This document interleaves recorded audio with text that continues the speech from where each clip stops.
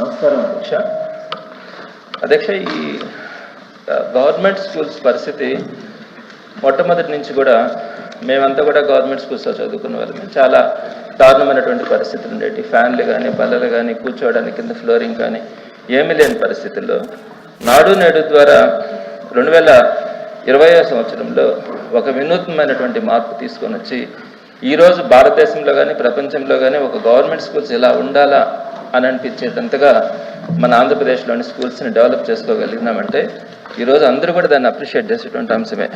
దీనికి సంబంధించి టోటల్గా మన దగ్గర 45,975 స్కూల్స్ ఉంటే వాటన్నింటినీ కూడా జగన్మోహన్ రెడ్డి గారి టైంలో 3 phases కంప్లీట్ చేయాలన్న ఆలోచనతో ఆయన ముందుకెళ్ళడం కూడా జరిగింది అధ్యక్ష.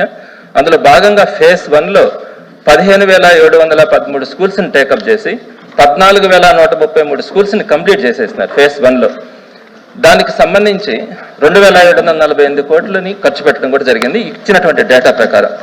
అదేవిధంగా సెకండ్ ఫేజ్లో 22,311 స్కూల్స్ని కంప్లీట్ చేసినారు. ఆల్మోస్ట్ వాటిల్లో 542 స్కూల్స్ పూర్తయినాయి, మిగతా 80 to 90% కంప్లీట్ అయినాయి. థర్డ్ ఫేజ్లో 14,845 స్కూల్స్ని టేకప్ చేసినారు.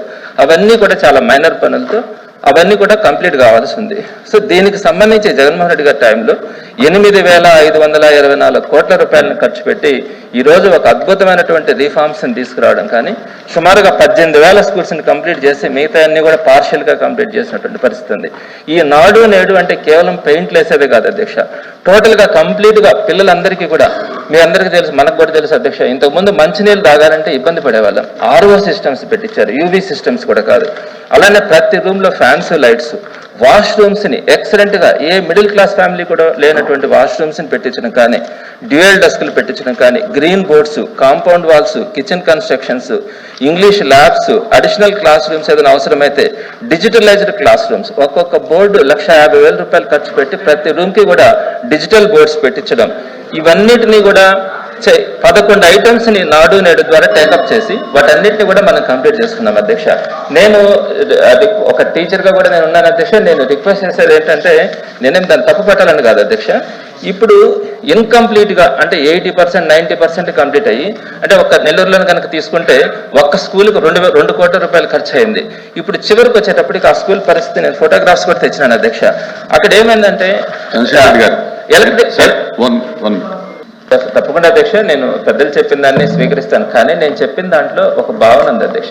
ఎందుకు చేసినాము, ఏం ప్రాబ్లం ఉంది అని చెప్పడానికి మాత్రమే. అయితే సుమారుగా 2 కోట్ల రూపాయలు పెట్టి మనం కన్స్ట్రక్షన్స్ అన్ని కూడా కంప్లీట్ చేసుకుంటే దానికి సంబంధించి ఒక స్కూల్కి అయితే ఎలక్ట్రిఫికేషన్ లేదు, పెయింటింగ్ కంప్లీట్ కాలేదు అధ్యక్ష. ఇప్పుడు ఆ ఎలక్ట్రిఫికేషన్ లేకుండానే కనీసం ఈరోజు మనం ఆ స్కూల్స్లో క్లాసెస్ చెప్తా ఉన్నారు అధ్యక్ష. అలానే రెండోది KNR స్కూల్ అని ఒక అద్భుతమైనటువంటి స్కూల్స్, నెల్లూరులో ఉన్నటువంటి గవర్నమెంట్ స్కూల్స్లో అదొక అద్భుతమైనటువంటి స్కూల్ అధ్యక్ష. ఎందుకంటే ఎప్పుడు కూడా అడ్మిషన్స్ ఉండవు. దాంట్లో ఇట్లా ఇన్కంప్లీట్ వాల్స్తో 80% కంప్లీట్ అయ్యి అట్లా అంతా కూడా ఈ వైర్స్ అన్ని ఈ వాటిని ఏమంటారు అధ్యక్ష, ఇవి పిల్లర్స్ అవి అన్నీ ఇన్కంప్లీట్గా ఉన్నాయి. వీటిని పట్టుకొని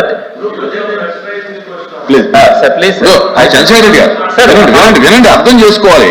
మీకు వచ్చినటువంటి అవకాశాన్ని మీరు క్వశ్చన్ వేశారు, ప్రభుత్వం సమాధానం చెప్పింది, దాని మీద మీకు ఏదన్నా అసంతృప్తి ఉన్నా లేకపోతే ఇంకా వివరాలు కావాలన్నా అడగాలి తప్ప ఇక్కడ ప్రజెంటేషను ఇవన్నీ కాదు కదా. ఇప్పుడు ఇది అర్థం చేసుకోవాలి. కాబట్టి స్కూల్స్ వీటి పట్టుకొని పడిపోయారు అధ్యక్ష. అందుకని ఈ 2 yearsలో కనీసం మనం వాటన్నింటినీ కూడా ఎక్కడ వేసినాయి అన్ని కూడా అక్కడే ఉన్నాయి. RO సిస్టమ్స్ రిపేర్స్ చేయచ్చట్లా, డిజిటల్ బోర్డ్స్ రిపేర్ చేయచ్చట్లా, కన్స్ట్రక్షన్స్ కంప్లీట్ చేయచ్చట్లా. కాబట్టి నాడు నేడులో ఏవైతే 80%, 90% కంప్లీట్ అయిపోయినటువంటి స్కూల్స్ మనం అన్ని కోట్ల రూపాయలు పెట్టి డెవలప్ చేసుకుంటే ఈ 2 yearsకి వచ్చేటప్పటికి మనం వాటిని పట్టించుకోకుండా ఎక్కడ స్కూల్స్ని అక్కడ వదిలేసిన దానివల్ల ఈరోజు అన్ని కూడా ఇన్కంప్లీట్ ఉన్నందువల్ల పిల్లలు ఇబ్బంది పడుతూ ఉన్నారు. మనం ఏదైతే పర్పస్ అనుకున్నామో ఆ పర్పస్ సర్వైవ్ కావట్లా.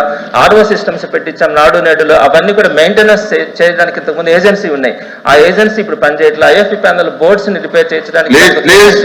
సో ఇవన్నీ కూడా మీకు కావాల్సినటువంటి ఇన్ఫర్మేషన్ ఏంటి, మీరు ఇంకా అడిషనల్ గా అడగదలుచుకున్నది ఏంటంటే క్లియర్ గా అడగండి తప్ప మీరు ఇదంతా ప్రభుత్వ పాలసీలు రేపు జరగవలసింది జరిగేదంతా క్వశ్చన్ అవర్ లో రాదు.